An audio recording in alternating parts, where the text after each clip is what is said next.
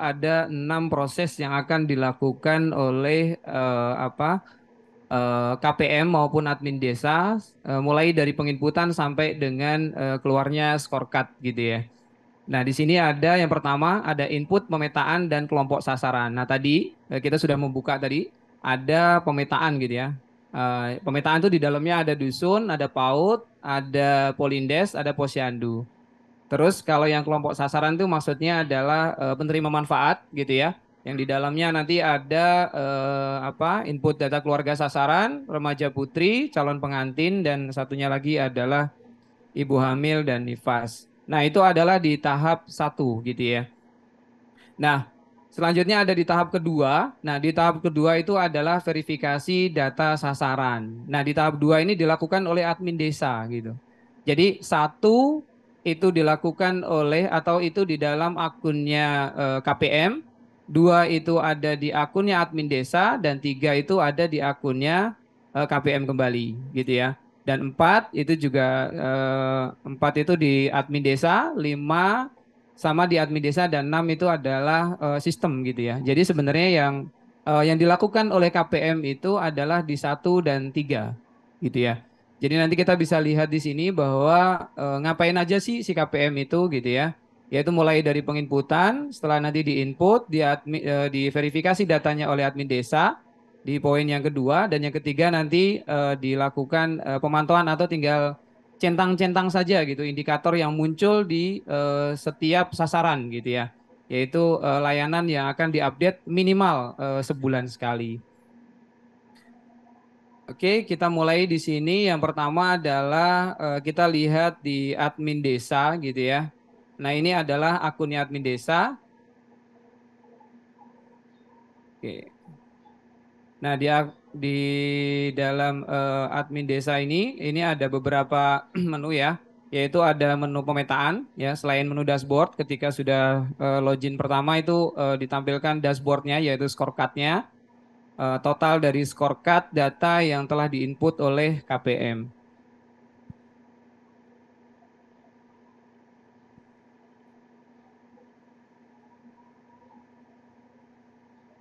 Nah, ini adalah dashboard gitu ya. Jadi ketika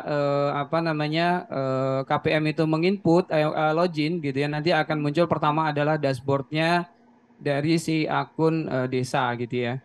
Nah, di sini bisa dilihat di sini ada scorecard gitu ya.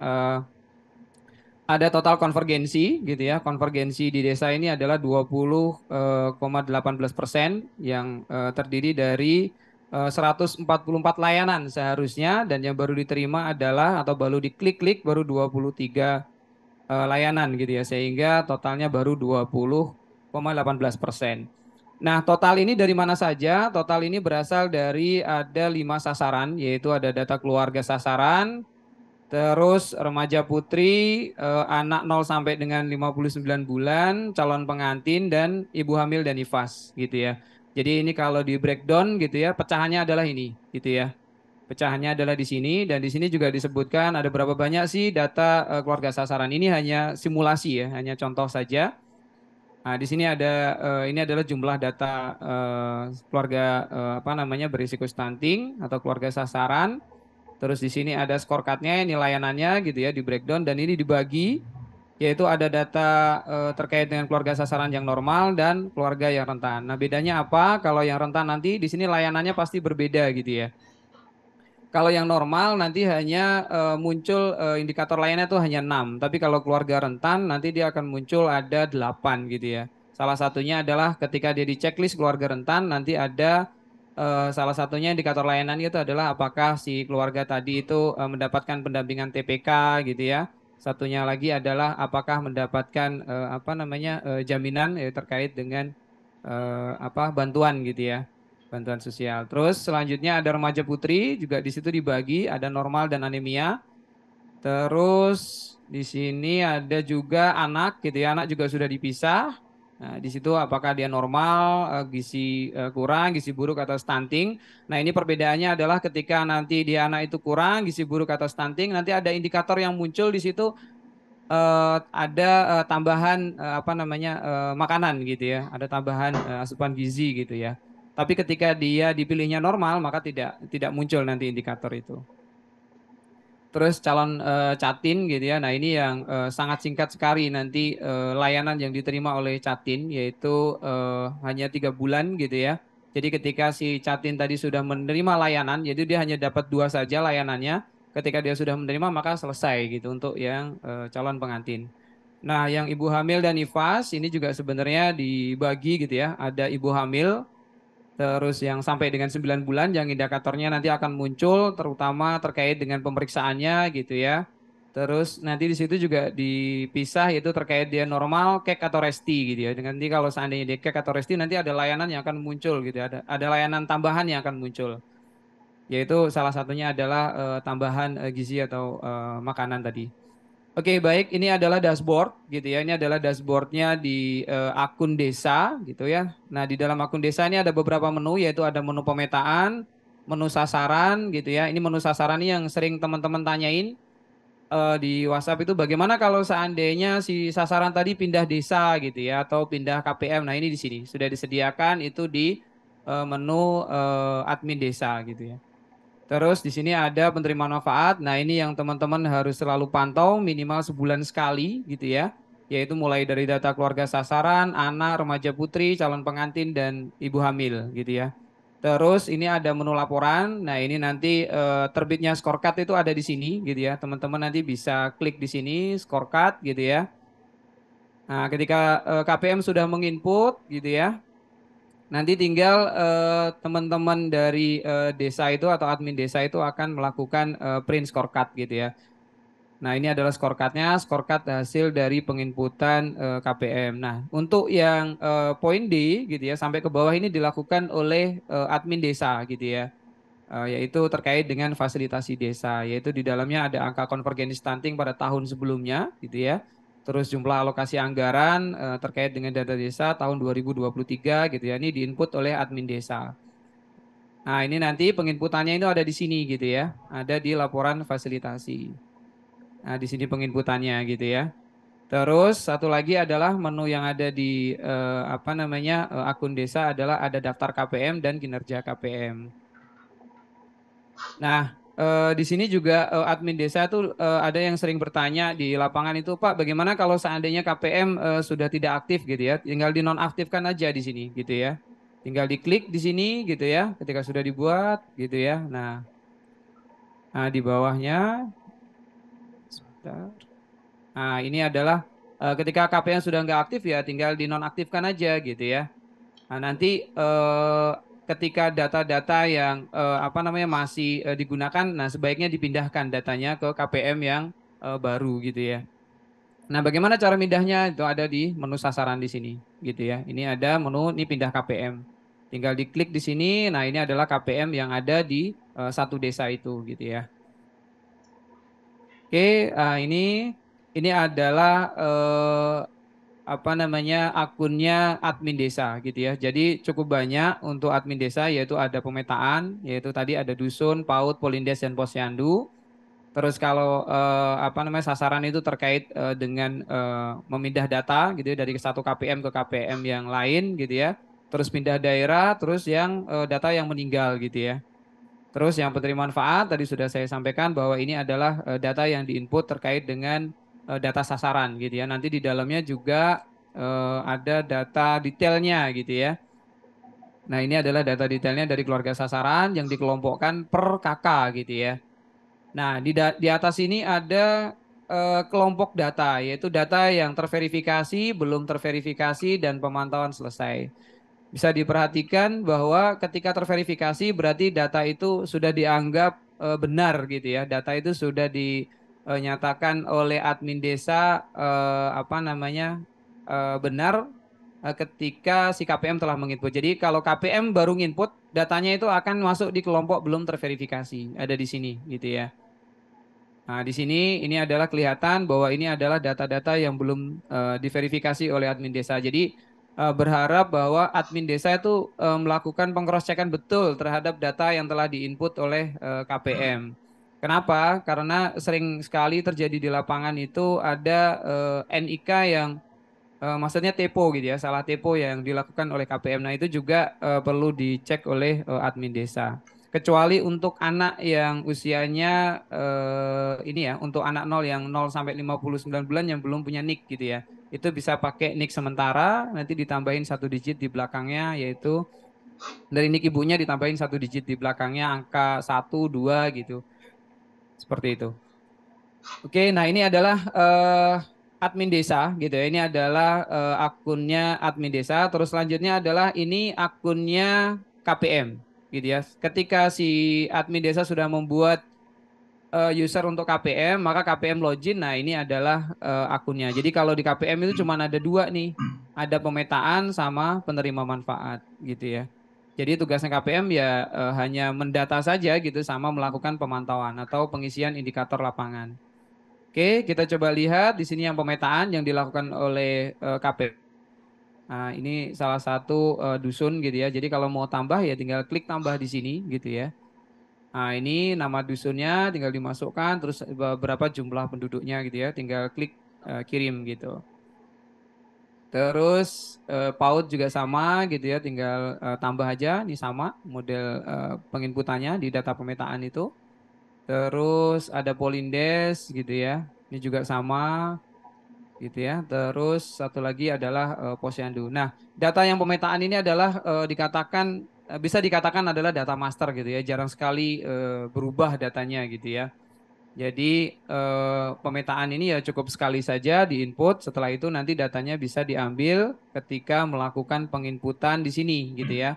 Contoh kita bisa lihat di data keluarga sasaran gitu ya. Nah, ini sudah ada satu contoh data keluarga sasaran atas nama keluarganya Muanam gitu ya. Nah, ini ketika mau input, nah klik ditambah di sini. Nah, ini adalah form dari inputan data keluarga sasaran yaitu nomor KK dan nomor KK ini dijadikan key atau dijadikan kode unik untuk data keluarga sasaran gitu ya. Jadi maksudnya kode unik di sini tuh di data keluarga ini tidak boleh lebih dari satu data yang masuk di dalam database gitu ya. Dan ini juga menjadi nomor KK ini menjadi pengelompok. Jadi kalau seandainya misalkan KPM menginput datanya di Catin gitu, tapi nomor KK-nya pakai nomor KK si A gitu ya. Nanti datanya akan mengelompok di situ. Gitu ya, mengelompok di data keluarga sasaran. Nah, ini yang diinput adalah nomor KK, nama kepala keluarga, dusun gitu ya. Nah, dusun ini. Jadi tujuannya pemetaan tadi itu adalah buat mengambil data ini biar lebih mudah gitu ya. Oke, terus ini nomor RT, nomor RW, dan alamat lengkap. Nah, ini adalah data keluarga sasaran.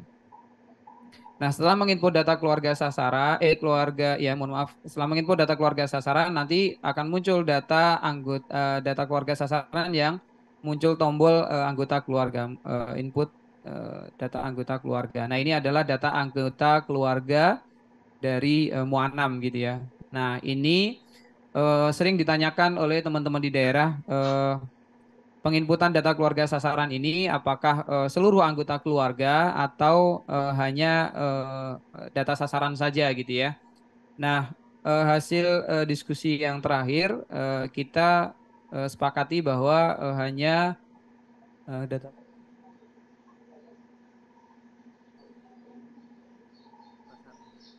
Jadi yang disepakati bahwa di sini data keluarga sasaran ini adalah kepala keluarga sama sasarannya gitu ya. Misalkan contoh di dalam satu keluarga itu ada 3 anggota gitu ya, yaitu ada bapak, ada ibu, ada anak gitu ya. Nah, maka yang cukup diinput adalah data kepala keluarganya sama dengan data anak gitu ya. Nah, cuman kalau seandainya ibunya dia masuk di maksudnya apa namanya ibu hamil ya dia berarti masuk di keluarga sasaran berarti di input juga gitu ya.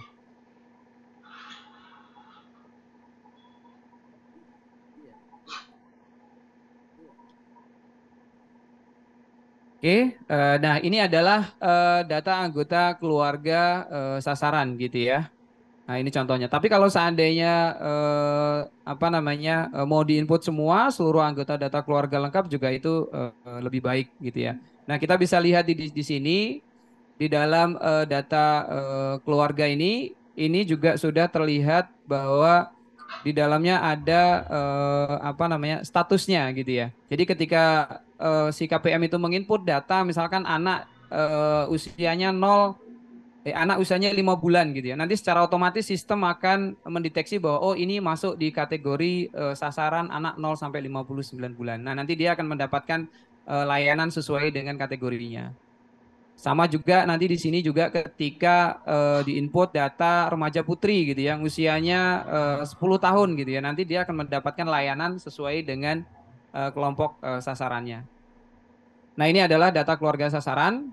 Selanjutnya adalah di sini ada data anak gitu ya. Nah, ini juga sama dikelompokkan ya. Ada yang terverifikasi maupun yang belum terverifikasi gitu ya. Jadi kalau baru diinput berarti masuknya yang belum verifikasi, kalau udah diinput berarti masuknya yang telah terverifikasi gitu ya. Jadi nanti akan muncul juga indikator layanan seperti ini. Jadi kita bisa lihat ketika sudah diinput datanya nanti indikator layanan ada di sini gitu ya.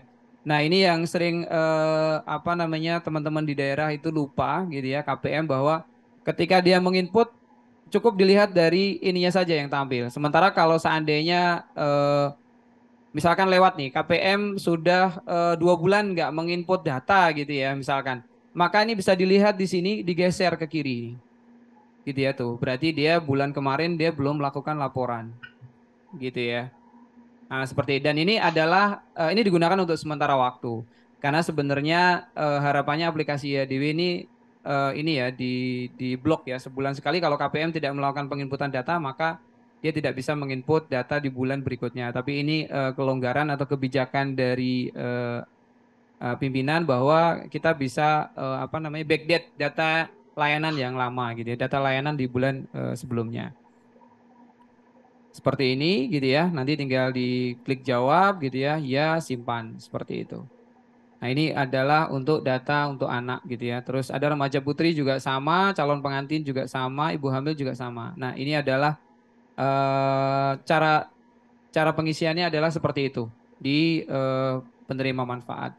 Nah, setelah ini datanya selesai, maka selanjutnya adalah si apa namanya admin desa gitu ya. Admin desa akan melakukan cetak scorecard gitu ya. Nah, cetak scorecard ini kan tadi sudah sampaikan dibagi menjadi apa namanya 4 triwulan gitu ya. Triwulan pertama itu dimulai dari Januari sampai dengan Januari, Februari, Maret gitu ya.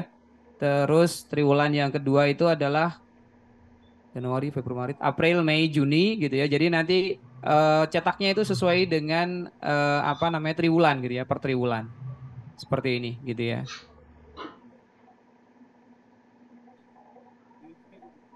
Oke, saya coba persingkat saja. Nah, ini seperti ini. Ini adalah laporan scorecard per triwulan. Ini adalah triwulan yang terakhir gitu ya. Oke, setelah cetak scorecard ini dengan otomatis maka datanya akan terekap secara nasional gitu ya. Nanti di sini nah munculnya adalah di sini. Nah, ini adalah capaian scorecard secara nasional gitu ya di dalam portal EHDW kita gitu ya. Nah, ini data ini adalah tentunya data yang sudah divalidasi oleh admin desa. Jadi tidak semerta-merta kalau KPM sudah menginput datanya langsung muncul di sini tidak gitu. Jadi perlu dilakukan validasi oleh admin desa sehingga datanya masuk di dalam apa namanya scorecard nasional gitu ya, scorecard di portalnya EHDW. Mungkin demikian yang dapat saya sampaikan gitu ya. Nanti kita lebih enak mungkin diskusi ya atau tanya jawab karena beberapa teman-teman di daerah pastinya sudah pernah mencoba aplikasi EADW gitu ya. Kalau seandainya belum ya mungkin silahkan dicoba sebelum BIMTEK nanti akan dilaksanakan gitu ya.